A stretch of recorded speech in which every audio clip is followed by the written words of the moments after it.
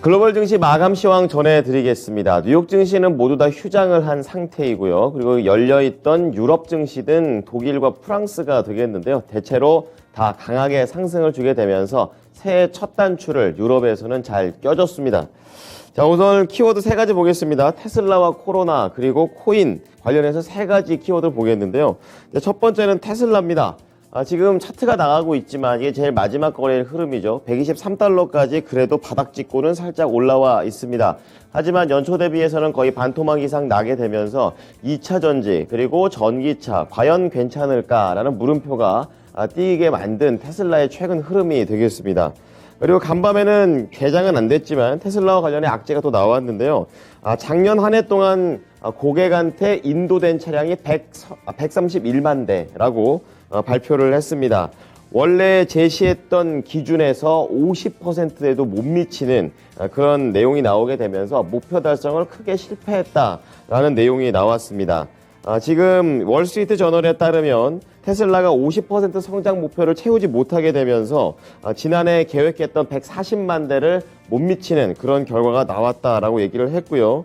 이 부분을 달성하기 위해서 막판에 원래 세일도 하지 않았던 테슬라가 세일도 했고요. 거기에다가 목표 7,500만 달러의 할인 혜택까지 더 붙였지만 결국에는 실패했다라는 내용을 보여줬습니다. 그래서 전기차 수요가 줄어들고 있다라는 점, 그리고 중국의 공장에서 코로나로 인해서 생산 차질이 났다라는 이 이중고 때문에 테슬라가 이번에는 성적이 부진했다라고 원인을 분석했습니다. 통상 테슬라가 전기차 업체에서 1위를 차지하고 있기 때문에 이렇게 분기별로 발표가 되고 있는 인도량 자체가 상당히 의미가 큽니다. 그렇기 때문에 고객의 수요 변화를 분석하는 주요 지표로서 이번에 부진하게 나왔다라는 점, 앞으로 지금 거의 바닥인 주가에서 더 밀리게 될지 이 부분에 대해서 시장은 조심스럽게 보고 있는 상황입니다.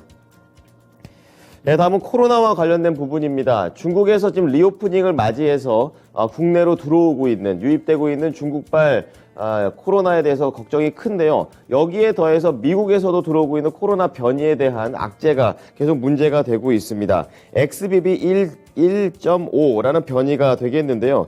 최근 오미크론의 하위 변이가 되겠습니다. 면역 회피력이 굉장히 높게 나오게 되면서 이걸 무기로 지금 미국에서 빠르게 확산되고 있다라는 그런 내용들이 현재 나오고 있습니다.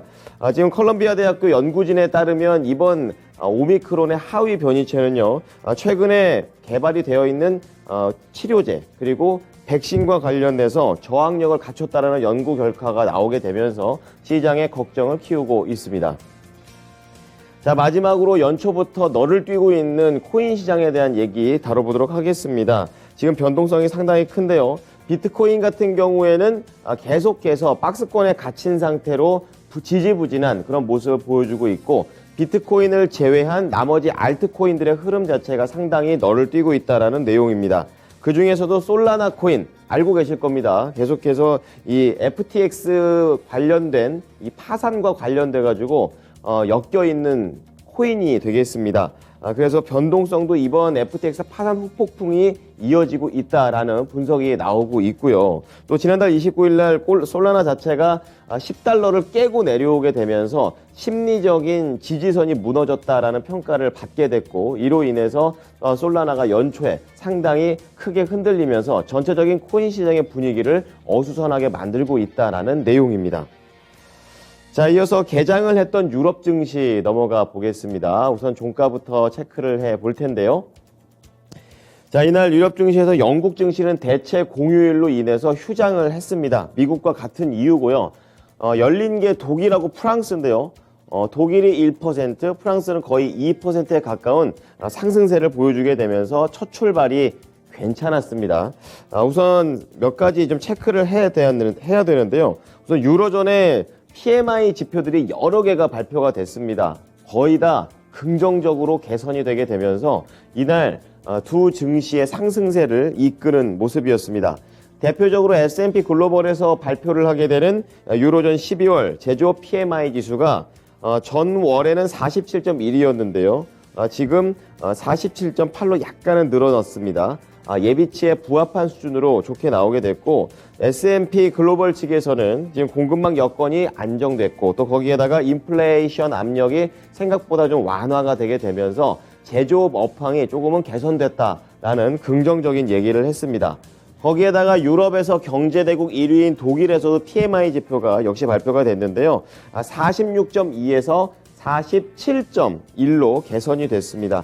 이 가스값에 대한 그런 우려가 있었는데 이 부분에서 좀 해결이 됐고요. 여기에다가 공급망에 대한 우려도 개선이 됐다라는 게 독일 PMI 개선에 한 몫을 했습니다. 이 밖에 프랑스에서도 PMI, 그리고 이탈리아 PMI, 그리고 스페인 PMI 모두 다 개선되게 되면서 전체적으로 긍정적인 모습이었고요. 시장 전문가들은 아직까지 경제 전환이 온 것은 아니지만 그래도 이렇게 뚜렷하게 신호가 들어오고 있다라는 점, 좋은 점이다라고 말을 했습니다. 자, 여기에 배경이 됐던 것 중에 하나가 바로 또 천연가스가 되겠습니다. 천연가스가 우크라이나와 러시아 전쟁 이후에 러시아가 무기화를 하게 되면서 굉장히 급등을 하게 되는 모습이었습니다. 아시겠지만 작년 8월에 고점을 기록하는 그런 모습이었습니다. 장중에 이 천연가스 가격이 간밤에 크게 또 하락을 하게 되면서 73유로 메가와트시의 기록을 세웠습니다. 우크라이나 사태가 있기 전에 최저치까지 내려가게 되면서 이제 천연가스 값이 급등했던 점은 이제 거의 다 마감이 됐다, 마무리가 됐다라고 보시면 되겠는데요. 여러 가지 이유가 있습니다. 우선 러시아가 계속해서 이렇게 협박을 하니까 평소보다 비축량을 많이 했던 것도 있고요. 지금 유럽에서는 한겨울이 아닙니다. 굉장히 좀 이상 고온 현상을 겪게 되면서 천연가스의 사용량이 많이 줄어들게 됐다는 점도 역시 지금 시장에서 천연가스가 남아돌게 만드는 그런 원인이 되게 됐습니다. 이러한 내용들은 시장에서는 결국에 에너지 우려가 있었었는데 확실히 투자 심리를 좀 개선시키는 모습을 보여주면서 이렇게 수치로 나올 수가 있었습니다. 오늘은 유로존이 열렸었기 때문에 유럽에 대한 세부적인 종목들 얘기 몇 가지 하다 보면요. 자동차, 에너지, 소비주 이렇게 세 가지를 오늘 국내에서도 연결되시는지 체크를 해 보셔야겠습니다.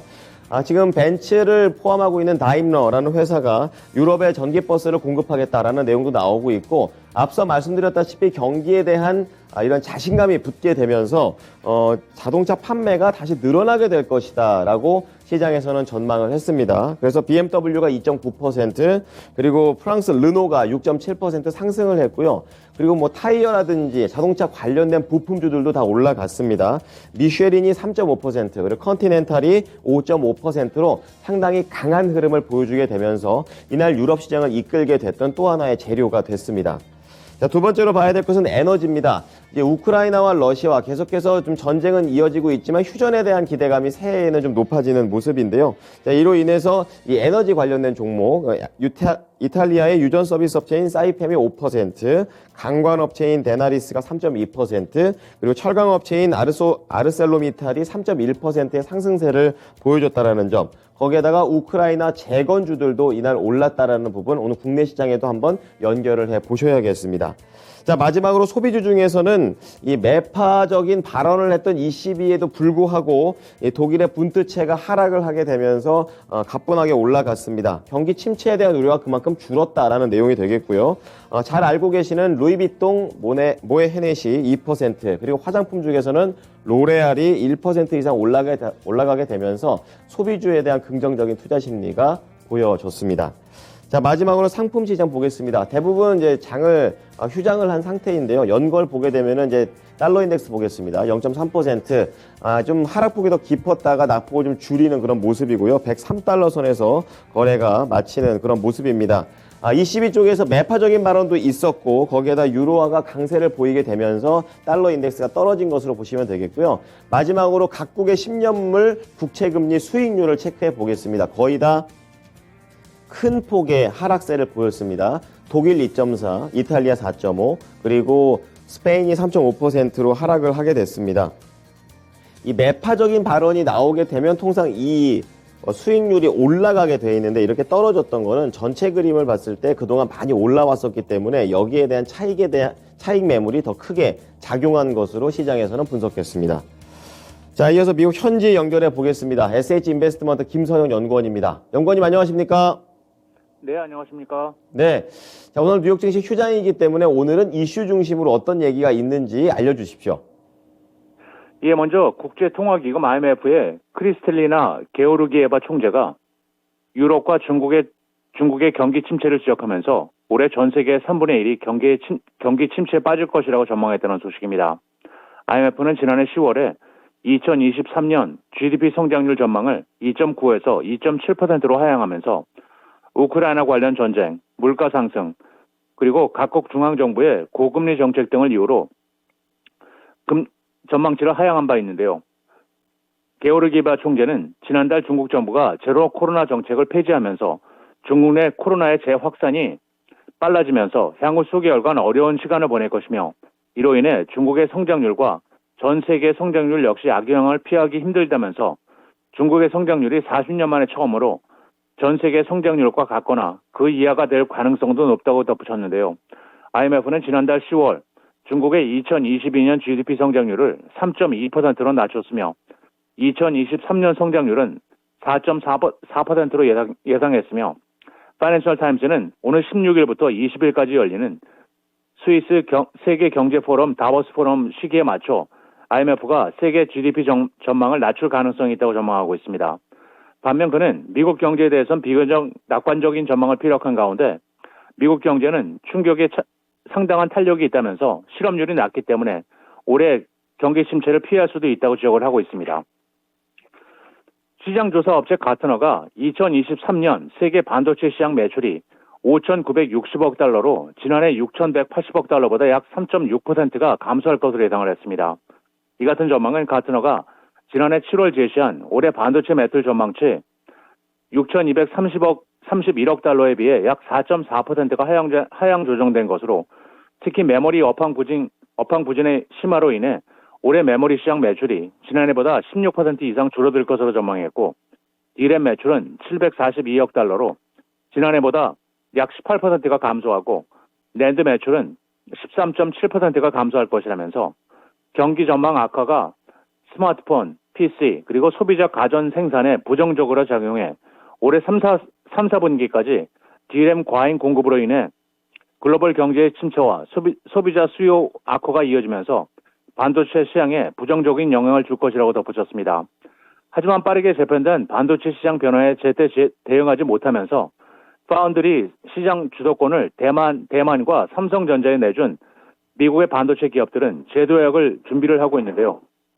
지난 수십 년간 업계 선두를 달렸던 인텔은 대다수의 기업들이 감원을 포함한 대대적인 구조조정에 돌입하고 있지만 주도권을 되찾기 위한 예산은 줄이지 않았고 마이크론과 IBM 역시 경기 침체에 따른 구조조정을 시행하면서도 미국 내 생산시설 증설을 줄이지 않으면서 반도체 경기 상승에 대비하고 있다고 전하고 있습니다.